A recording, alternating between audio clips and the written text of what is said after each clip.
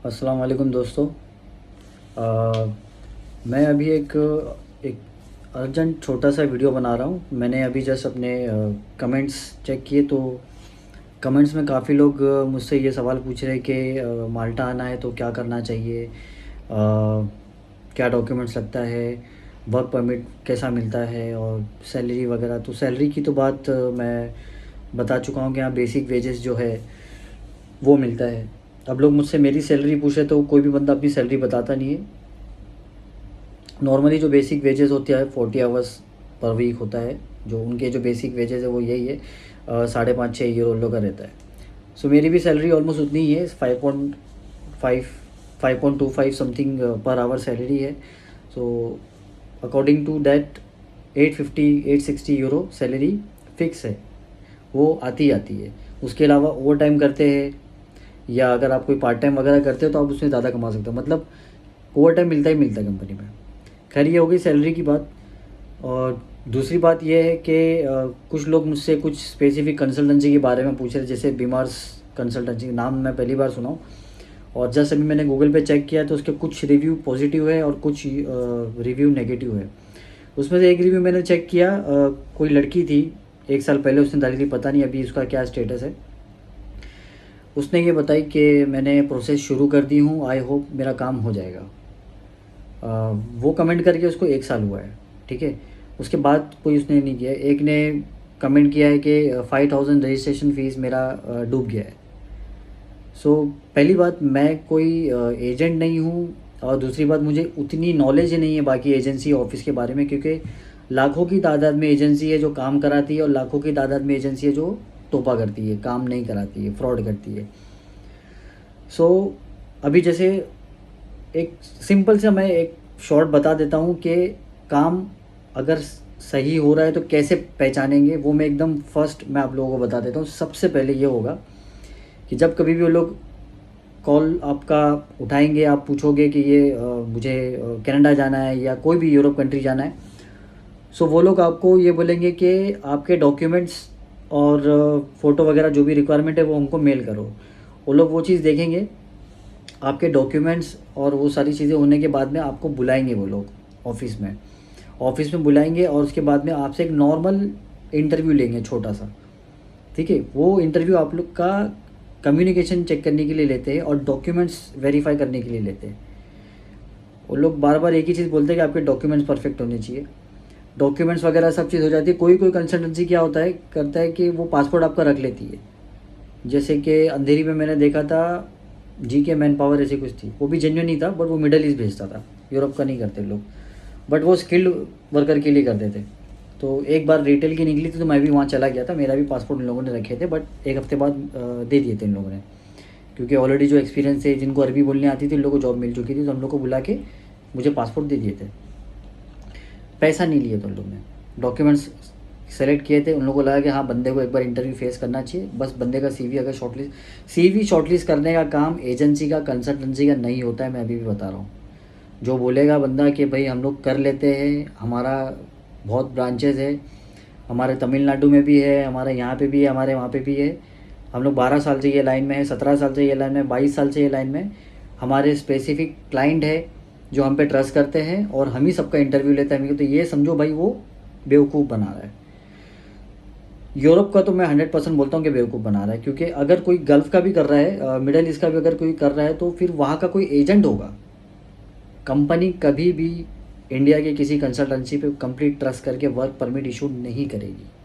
कितनी भी बड़ी कंसल्टेंसी हो, मुंबई की मैं बता देता हूँ, घी वाला, साउंड लाइन, जो सबसे फेमस, सबसे बड़ी और सबसे जेन्युइन कंपनीज है ये सब, वर्गाजी वगैरह बड़ी बड़ी कंपनीज है, इनके यहाँ पे क्लाइंट खुद आते हैं, ठीक है। एक स्पेसिफिक टाइम दे देते हैं वो लोग कि भाई सैटरडे को 12 बजे आपका इंटरव्यू होगा, सुबह 10:30 बजे इंटरव्यू स्टार्ट होगा, तो 20-25-40 लोग एक साथ सब आ जाते हैं इंटरव्यू देने के लिए। और उस वक्त वहाँ पर आता है वो कंट्री का क्लाइंट, शेख होगा तो वो शेख आएगा, कोई कंपनी का कोई अच्छा जेन्युइन बंदा रहेगा, वो उस ऑफिस में पूरा दिन रहता है। 2 दिन 3 दिन का इंटरव्यू होता है तो 2-3 दिन रुकता है। कंसल्टेंसी उसके ठहरने का, हर चीज़ का खर्चा उठाती है, उसका खाना पीना वगैरह वो क्लाइंट का, तो इंटरव्यू क्लाइंट ही लेता है, ठीक है। अगर कोई ऑफिस वाला बंदा अगर ऐसा बोल देता है कि भाई मैं आपका इंटरव्यू लेता हूँ, ठीक है, आपका सीवी सिलेक्शन हो चुका है, आपको ये पोजीशन मिल जाएगी, आपको पहले इतना पे करना पड़ेगा, उतना पे करना। अगर ये सारी चीज़ें ऑफिस वाला कंसल्टेंसी वाला बता रहा है ना, तो बोलना भाई ड्रॉ में से फिर वो निकाल ले, वीज़ा वो निकाल के मुझे अभी दे दे। ऐसा नहीं होता भाई। ये सब ये लोग है ना घुमाते हैं, ये लोग रजिस्ट्रेशन फ़ीस ले लेते, बोला आपके हमारे पास एनरोल करने के लिए 5000, 3600, 7000 आपको पहले पे करना पड़ेगा। क्लाइंट इंटरव्यू, अगर मैं लाइन से भटक रहा हूँ, मैं बहुत ज़्यादा डिटेल में जा रहा हूँ, मैं बेसिकली इसलिए जल्दी कर रहा हूँ ताकि मैं थोड़े शॉर्ट टाइम सा में समझा दूँ और आपके समझ में आ जाए बात, ठीक है। सबसे इम्पोर्टेंट पहला स्टेप ये होता है कि वो लोग आपके डॉक्यूमेंट्स लेंगे, आपका कम्युनिकेशन जानने के लिए थोड़ी बहुत बात करेंगे या इंटरव्यू लेंगे। डॉक्यूमेंट्स के लिए आपको बार बार ये चीज़ बोलेंगे कि आपके मार्कशीट सब जेन्युइन है, परफेक्ट है, एक्सपीरियंस लेटर, रिलीविंग लेटर, वो सारी चीज़ें वो लोग मैच करेंगे। पासपोर्ट देखेंगे, फ़ोटोज़ वगैरह पहले से ले लेंगे, मेडिकल वगैरह चीज़ें जो वैक्सीन सर्टिफिकेट है वो देख लेंगे ये लोग, क्योंकि उसके आगे के जो डॉक्यूमेंट्स है पीसीसी वगैरह, वो सारी चीज़ें इंटरव्यू के बाद होती है। बहुत से ऑफिस वाले क्या करते हैं, वो सारे डॉक्यूमेंट्स शुरू में ही मांगना शुरू कर देते हैं, तो ऐसा नहीं होता है। बंदे का अगर इंटरव्यू नहीं हुआ, सामने से वर्क परमिट नहीं आया, इनविटेशन लेटर नहीं आया, तो उसका फिर पीसीसी लेके क्या करोगे? पीसीसी का खर्चा कर रहा है बेचारा वो, फिर वो दुनिया भर की वैक्सीन ले रहा है, 2 डोज ले लिया, उसके बाद में बोलते हैं आपको ये वाला डोज लेना पड़ेगा, वो वाला डोज लेना पड़ेगा, ये सब चीज़ करवा रहा है। भाई तू पहले इंटरव्यू तो अरेंज करवा। क्लाइंट इंटरव्यू होता है, उसमें क्लाइंट सेलेक्ट कर देता है, तो फिर वो बता देता है कि ये बंदे को मैंने सेलेक्ट किया। मेरे साथ ऐसा अंधेरी में भी हुआ था, उस वक्त मेरा सिलेक्शन हो गया था, बट मेरी खुजली थी जो मैं नहीं गया था, कतर के लिए मेरा हो गया था। जो बीच पे कोई कंसल्टेंसी थी, मुझे नाम याद नहीं आ रहा है, उस वक्त 2012 या 14 में, 12 या 14 में, उस वक्त मुझे 45,000 सीनियर सीए से लैंडमार्क ग्रुप टाइप एक बड़ा लार्ज फॉर्मेट स्टोर था, उसमें मेरा हो गया था, बट मैं नहीं गया था। थी कुछ प्रॉब्लम्स, मतलब नया नहीं, मेरी बेटी हुई थी और मैं ऐसा लग रहा था कि मैं यहीं सब चीज़ कर लूँगा वगैरह वगैरह, मेरा छोड़ के जाने का मन नहीं था, नई नई शादी थी, बच्ची हुई थी मेरी। सो वो लोग इंटरव्यू लेंगे, इंटरव्यू लेने के बाद में एजेंसी को बोलेंगे कि ये बंदों को हमने सेलेक्ट किया है, ठीक है। तो फाइनल सिलेक्शन वो लोग उसी वक्त बता देंगे। कुछ कुछ एजेंसी वाले क्या करते हैं, राउंड करते हैं, पहला राउंड ये दिन होगा, अगले राउंड के लिए हम आपको कॉल करेंगे, ये राउंड के लिए हम आपको कॉल करेंगे। तो ये भी बहुत कम कंसल्टेंसी में होता है। एक नाहूर विद्या विहार में एक कंसल्टेंसी, मेरे को उसका भी नाम याद नहीं है, मेरे मेल में है, वो मैं डिस्कस करूँगा, वो भी मैं डालूंगा कंसल्टेंसी, वो भी बहुत अच्छी कंसल्टेंसी है। उसके स्पेसिफिक क्लाइंट ही है, ठीक है। वो बहुत ज़्यादा बड़ी बड़ी बातें नहीं करते कि हमारे इसमें भी है, हमारे उसमें भी है, स्पेसिफिक फील्ड और स्पेसिफिक क्लाइंट है उसकी, तो वो लोग भी काम करवाते हैं। वो लोग 2 राउंड 3 राउंड इसलिए लेते हैं क्योंकि उनका जो बंदा, जो मेन पुराना बंदा जो उनका है, वो इंटरव्यू लेता है पहले। अच्छा दाढ़ी वाला मुस्लिम बंदा है, वो पहले इंटरव्यू लेता है, फिर बाद में वो अपने ऑफिस का जो मेन बॉस है उससे शॉर्टलिस्ट करवाता है। मतलब 12 लोग रहेंगे, 12 से 7 होंगे, 7 से 4 होंगे, ऐसा करके फिर वो लोग ये करते हैं। हाँ, अगर पोजीशन अलग अलग है तो उस हिसाब से फिर वो लोग बंदे शॉर्टलिस्ट कर लेते हैं। 1 हफ्ते में शॉर्टलिस्ट हो जाता है, डॉक्यूमेंट सबमिशन हो जाता है। फिर आपको ऑफिस वाला फ़ोन करेगा, बोलेगा कॉन्ग्रेचुलेशंस, आपका डॉक्यूमेंट्स, आपका इंटरव्यू क्लियर हो गया है, ये सारी चीज़ें आपको परफेक्ट मिल गई है, अब आपका वर्क परमिट आना बाकी है। सो मीनवाइल आप ये सारे डॉक्यूमेंट्स रेडी करो, इतनी इतनी तारीख तक या जितना जल्दी हो सके आप ये वाले फॉर्मेट का फ़ोटो, वैक्सीन सर्टिफिकेट, फिर आपका पीसीसी और बैंक स्टेटमेंट, जो जो चीज़ें यूरोप जाने के लिए लगती है वो आपको गूगल पे, मैंने बताया था आपको, गूगल पे आराम से मालूम पड़ जाएगा। तो वो सारी चीज़ें वो लोग एजेंसी वाले पहले ही बता देंगे। पैसा उस वक्त नहीं मांगते वो लोग, जेन्युइन कंसल्टेंसी उस वक्त पैसा नहीं मांगेगी। ये बेसिकली जैसा आपका डॉक्यूमेंट सबमिशन के लिए हो गया, जब आपका पासपोर्ट वो लोग लेंगे तब आपसे पैसा मांगेंगे कि हाफ पेमेंट आप कर लो, ठीक है। और जेन्युइन कंसल्टेंसी का मैंने देखा हूँ कि वो लोग उतना चार्ज आई थिंक नहीं करते हैं। 5 साढ़े 5 लाख में आपका लिथुआनिया हो गया, क्रोशिया हो गया, माल्टा हो गया, ये सब जगह पे होता है। ये 5 साढ़े 5 lakh, max to max 6 lakh, ठीक है, एजेंसी लेगी तो। क्योंकि कुछ एजेंसी ऐसी है जो 5.5 6 लाख, 570 575, उन लोगों से थोड़ा बार्गेन करने का, उन लोग बोलने का प्लीज़ थोड़ा कम करो। ये वो लोग बोलेंगे हमारे एजेंसी की चार्जेस फिक्स है, तो जो मेन बंदा रहेगा उससे थोड़ा अच्छे से बात करने का, उसको बोलने का मेरा थोड़ा प्रॉब्लम है, प्लीज़ आप थोड़ा कम कर सकते हो क्या। या वो लोग कम कर भी देते हैं क्योंकि उनको पता है कि इतना अमाउंट उन लोगों के पास आने वाला। बड़ी ऑफिस रहती तो क्या, कैसा उनके एम्प्लॉयज़ बहुत ज़्यादा होते हैं, वो सब में बट्टा है, जो जेन्युइन रहेगा ना उसको पैसा देने में गम नहीं है भाई। वो लोग अपने हक का लेते, वो लोग अपने लिए डॉक्यूमेंट पूरा सेट करते, वीएफएस में अपॉइंटमेंट लेते, वो सारी चीज़ें करते। तो वो सारे प्रोसेस होंगे, उसके बाद पेमेंट का जो सब ऑफिस का अलग अलग अंदाज रहता है, कोई कोई पहले ले लेता है, कोई कोई बाद में लेता है। गल्फ़ वगैरह मिडल ईस्ट के लिए ज़्यादातर क्या होता है, पेमेंट पहले नहीं लेते। यूरोप के लिए मुझे आइडिया नहीं है ज़्यादा कंसल्टेंसी का, मेरा सिर्फ एक ही कंसल्टेंसी से वास्ता पड़ा था यूरोप के लिए, जिससे मेरा काम हुआ था वो एक था, और जिससे मेरा फ्रॉड हुआ था वो तो मैंने एक वीडियो में बता ही दिया था। जो कंसल्टेंसी ने मेरे साथ में फ्रॉड करी थी वो मैंने बता दिया था कि भाई ये चीज़ होती है। उन लोग ने भी मेरे साथ में यही किए, मेरे से डॉक्यूमेंट्स वगैरह सब एक एक महीना, हर महीने एक एक डॉक्यूमेंट्स मांगते गए, और वर्क परमिट आया नहीं, इंटरव्यू हुआ नहीं। पहले सबसे पहले स्टेप जो होता है वो इंटरव्यू का ही होता है, और इंटरव्यू एजेंसी नहीं लेगी। अगर बोलेंगे सर आपका इतने इतने बजे ऑफिस में इंटरव्यू है, आप उसको पूछो क्या क्लाइंट इंटरव्यू है या जूम कॉल इंटरव्यू है। क्योंकि मैं जब अंधेरी वाले कंसल्टेंसी में गया था, जीके मैन पावर नाम था उसका शायद, हाँ जीके मैन पावर, तो उसने मुझे बोला था कि आपका जूम इंटरव्यू होगा। तो मुझे थोड़ी राहत मिली कि हाँ भाई जूम इंटरव्यू है तो सही है। तो उस वक्त सामने जो बंदा बैठा था वो एक्चुअली में वो कंपनी वाला ही था, ये एजेंसी वाला नहीं था। वो वहाँ की जो कंपनी था कतर का, वहीं का बंदा था वो। और मैंने उसका नंबर भी नोटिफाई किया था, क्योंकि जब बंदा लैपटॉप से प्रोजेक्टर में जूम कॉल के लिए प्रिपेयर कर रहा था, तब मैंने देख लिया था कि कतर का जो कंट्री कोड होता है वो एक्चुअली वही था। और वो बंदा जिसने इंटरव्यू अरेंज करवाया था ऑफिस का, वो मुझे बताया भी था कि भाई कतर से कॉल आता है, डिस्कनेक्ट हो जाती है, यहाँ नेटवर्क नहीं है ऑफिस में। बहुत एक पुराना मॉल है, वो मॉल के अंदर ऑफिस थी उसकी, तो वो उसमें था। तो वो मुझे इस वक्त करेक्ट लग गया था। और वहाँ पे और भी जितने इंटरव्यू के लिए आए थे ना, वो ऑलरेडी उस कंसल्टेंसी में जाकर आए हुए थे। बोले कि मैं दोबारा जा रहा हूँ, मेरा 2 साल हो गया है, मैं यहाँ ये कंसल्टेंसी से मैंने 3 साल से करवाया हूँ, और जब भी मैं छुट्टी पे आता हूँ, मेरा समझो एक पर्टिकुलर कंपनी में ख़त्म हो जाता है, तो मेरे को इसी कंसल्टेंसी पे ट्रस्ट है, तो मैं यहीं पे बार बार आता हूँ। सो वो बंदा था, साथ में उसका बाप भी था, उसके फादर भी थे। और उसके फादर ने भी, मतलब मैंने थोड़ा, मैं नया पहली बार गया तो मैं तो ऑब्वियसली सवाल पूछूंगा, तो मैंने वो अंकल को पूछा कि अंकल ये जेन्युइन है? तो बोला हाँ बेटा ये जेन्युइन है, आप फिक्र मत करो। और उन लोगों का तरीका सेम वैसा ही था जैसा होना चाहिए। क्लाइंट इंटरव्यू बहुत इंपॉर्टेंट है। अगर बिना क्लाइंट इंटरव्यू के कोई ऑफिस बोल रहा है कि हम सेलेक्ट कर लेते हैं, हम ये सब चीज़ करें, तो भाई वो फ्रॉड है, 101% फ्रॉड है। वो आपका पैसा रखेगा, पैसा रिटर्न भी करेगा, ठीक है, आपका पैसा रिटर्न भी हो जाएगा। हाँ तो वो पैसा देगा, बट 7-8 महीने पूरा घुमाएगा फिराएगा, उसके बाद पैसा देगा।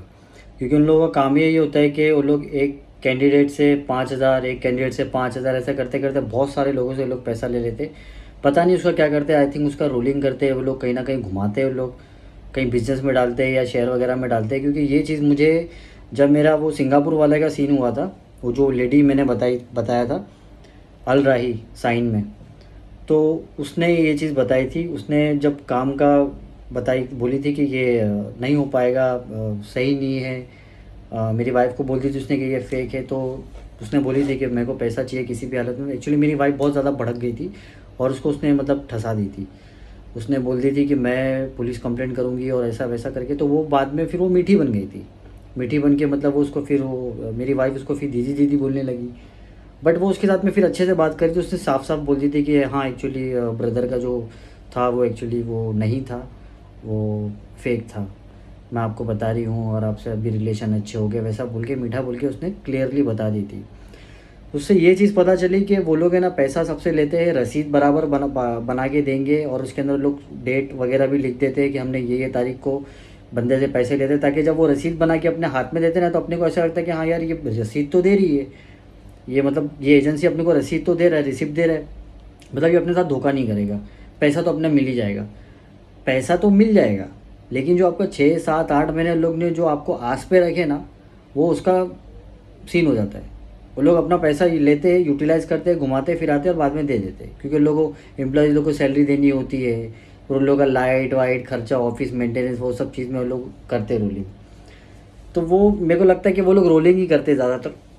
तो शॉर्ट में ये है बात कि जो मैंने आपको बताया इस वीडियो में, वो आप ध्यान से सुनो, और उस पर आप खाली फोकस करो कि इंटरव्यू होगा, डॉक्यूमेंट सबमिशन के बाद में इंटरव्यू, अगर क्लाइंट इंटरव्यू होता है, सामने वाला बंदा, कंपनी जो अपने को काम पे रखने वाली है, वो अगर इंटरव्यू ले रही है तो जेन्युइन है। ठीक है, उसके बाद आप सेलेक्ट हुए रिजेक्ट हुए वो आपका लक है। लेकिन अगर ये एजेंसी बोलती है कि भाई हम आपका इंटरव्यू लेंगे, आपका सीवी सेलेक्ट हो गया है, कॉन्ग्रेचुलेशंस, अभी आप इतने इतने टाइम में ये डॉक्यूमेंट्स हो जाएगा, फिर आपका वर्क परमिट आ जाएगा, ये सब नहीं होता है, ऐसा नहीं होता है। ठीक है, बार बार मैंने यही चीज़ बताया हूँ। और दूसरी बात, कौन सी कंसल्टेंसी जेन्युइन है कौन सी फेक है, ये आपको गूगल पे आई थिंक पता चल जाएगा। क्योंकि कोई भी एजेंसी, अगर सपोज़ मुझे मेरे 2-3 दोस्तों के साथ मिलके किसी को बड़ा गेम खेलना है तो वो भी मैं खेल सकता हूँ।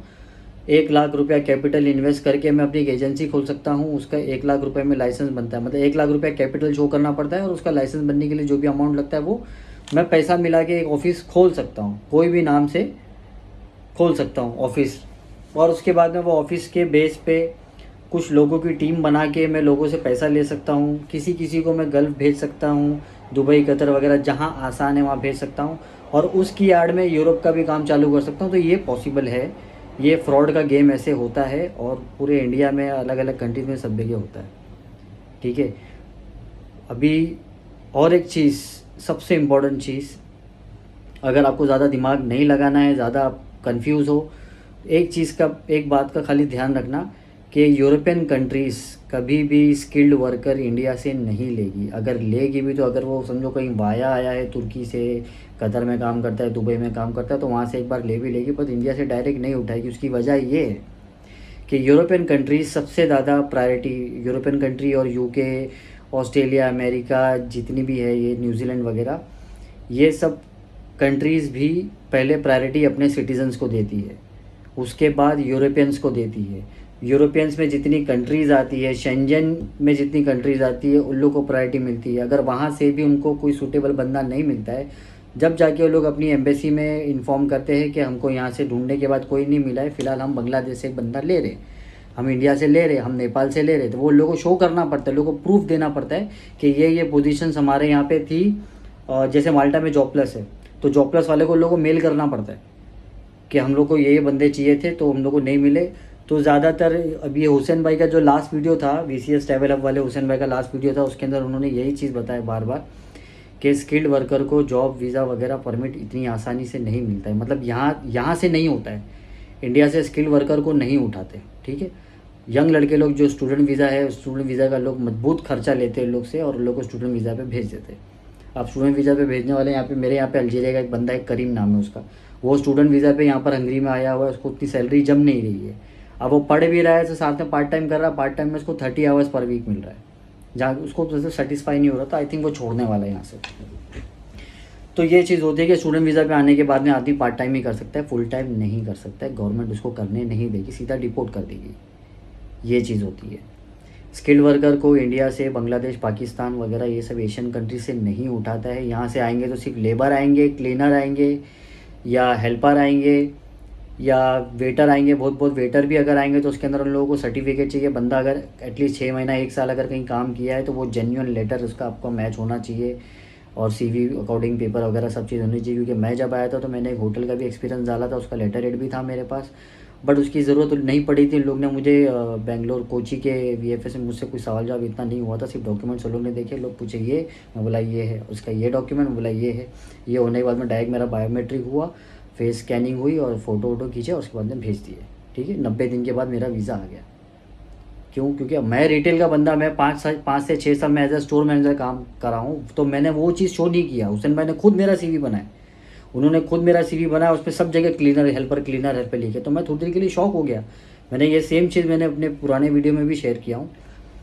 तो मैंने उनको पूछा कि ऐसा क्यों तो किए आपने, तो उन्होंने बोले कि ये ऐसा करेंगे तो ही आपको वीज़ा मिलेगा। आप अगर अपनी हाई क्वालिफिकेशन, हायर एक्सपीरियंस वगैरह, वर्क एक्सपीरियंस अगर आप शो करोगे तो नहीं करेंगे, उन लोग नहीं देंगे। क्यों? क्योंकि मेरे लेवल के बंदे तो लोग ऑलरेडी यूरोप में मिल जाएंगे, तो फिर इंडिया से उठाने का मतलब क्या है? इंडिया से मजदूर लोग को उठाएंगे लोग। तो हाँ भाई, मैं मजदूरी में चला गया। यहाँ आने के बाद 6 महीना प्रोविज़न पीरियड रहता है, 6 महीने से पहले अगर आपको कहीं अपने मुताबिक, अपने लायक की कोई जॉब मिल गई तो बहुत अच्छी बात है, नहीं मिली तो आप इसमें कंटिन्यू करो ना। इंडिया से तो 2-3 20-30 मतलब कितना 3 गुना 4 गुना तो आपको पेमेंट यहाँ पे मिल ही रही है। तो आज की तारीख में पैसा ज़्यादा इंपॉर्टेंट है, समझे? पोजीशन जितना लेना था आपको, जितना भोला होता था भी करना था, आपने कर ली, करके देख लिया। इंडिया में नहीं हुआ है, आपको सिर्फ पैसा कमाना है। जहाँ आप इंडिया में 25-30 हज़ार कमाते थे या 22-20 हज़ार कमाते थे, आप इंडिया या बाहर आओ, यूरोप में आओ, क्लीनर हेल्पर वीज़ा पे आओ और 80-90 हज़ार सैलरी उठाओ। ये मैं बेसिक का बता रहा हूँ। ओवर टाइम करूँगा तो 1 लाख के ऊपर जाएगी, 1 लाख, 1.25 लाख। घंटे पे रहता है यार यहाँ पे, मतलब आवर्सली पेड होता है। फुल टाइम में अगर आप 200 घंटा भी पूरा कर लिया तो वेल एंड गुड। तो ये चीज़ आप ध्यान में रखो। और मैं कोई इतना बड़ा जानकार आदमी नहीं हूँ कंसल्टेंसी के बारे में कि कौन सी एजेंसी जेन्युइन है, कौन सी है। अगर ये ऐसा होता, मुझे अगर पहले से ये सब चीज़ पता होती तो मेरे साथ खुद के साथ धोखा नहीं होता था। मेरे साथ बहुत बार हुआ है, बहुत सारी कंसल्टेंसी के चक्कर मैंने काटा हूँ। बहुत सारे लोग ने ऐसे ही मेरे को लटका के रखे थे और पासपोर्ट लेके रखते हैं, फिर बाद में पैसे लेके रखते हैं, रजिस्ट्रेशन है, ये रिफ़ंडेबल है, आपको रिफ़ंड हो जाएगा। फिर वो रिफ़ंड हो जाता था, बट हम कुछ कर नहीं पाते थे, हमारा सिर्फ टाइम वेस्ट होता था। ठीक है, पैसा मिल जाता था। कोई अगर बड़ा अमाउंट एक साथ अगर मांग रहा है तो भाई मत दो, मत रिस्क उठाओ, मत मत करो वो चीज़। दूसरी बात, अगर कोई बंदे आपके जान पहचान में है कहीं तो आप उससे बात करो कि जो बंदा जा चुका है उससे लिंक करो, वो जिसके थ्रू से गया है अब उसके थ्रू से जाओ। मेरा एक दोस्त शिप पे गया था, वो हमेशा वर्गाजी से गया था, और एक कंसल्टेंसी, हाँ क्या नाम है उसका यार, एयरबॉर्न शिप पे भेजती है। सो एयरबॉर्न वाले का भी सीन ऐसे ही था, उसमें सिर्फ 75,000 खर्च करना होता था। उस वक्त का मैं बता रहा हूँ, 2019-2020 का बता रहा, अभी का पता नहीं क्या है। तो वैसा होता है। तो ये जो बड़ी बड़ी कंसल्टेंसी ये लोग भेजती है काम पे, ठीक है, ये लोग ये सब यूरोप वगैरह भेजते हैं शिप पे। तो ध्यान रखो जो जो मैंने बोला हूँ, और good luck, all the best. किसी भी कंसल्टेंसी पे आप डायरेक्ट बिलीव मत करो, उसकी पूरी इंक्वायरी निकालो। उसकी कुछ वेबसाइट भी आती है जिस पे आप चेक कर सकते हो कि ये कंपनी कब फॉर्मेशन में आई है, इसका कैपिटल क्या है, इसका ये कहते हैं। क्योंकि जब मैंने अल राही का चेक किया था तो उस पर अल राही का नहीं आया था, अल राही का आया था, बट उस पर यह आया था कि 1 साल पहले ही वो कंपनी फॉर्मेशन में आई है और उसने 1 लाख रुपया कैपिटल इन्वेस्ट करके ये बनाया है, ऑफिस का लाइसेंस वगैरह ये क्या कर रहे थे लोग, और बंदों के नाम थे उसमें। तो वो जो लेडी का नाम था, वो लेडी का नाम उसने अलग, उसमें डॉक्यूमेंटेशन में उसने वो लेडी जो थी उसने अलग नाम रखी थी। तो मैं नाम बता देता हूँ, उसका नाम था पूर्वा। ठीक है, वो मेरी वाइफ के भी फ्रेंड है, आई थिंक उससे काफ़ी टाइम से बातचीत नहीं हो रही है। पूर्वा नाम, तो पूर्वा नाम हम लोग ने सर्च किया, हम लोग को पूर्वा नाम नहीं मिला। उसका एक्चुअल नाम था मोहिते ऐसा कुछ नाम था उसका, वो मुझे उस पर मिला। और ये मुझे कैसे पता चला, उसने जो रसीद बनाई थी उस पर उसने पूर्वा की साइन नहीं करी थी, उसने मोहिनी या ऐसा कुछ उसने साइन करी थी।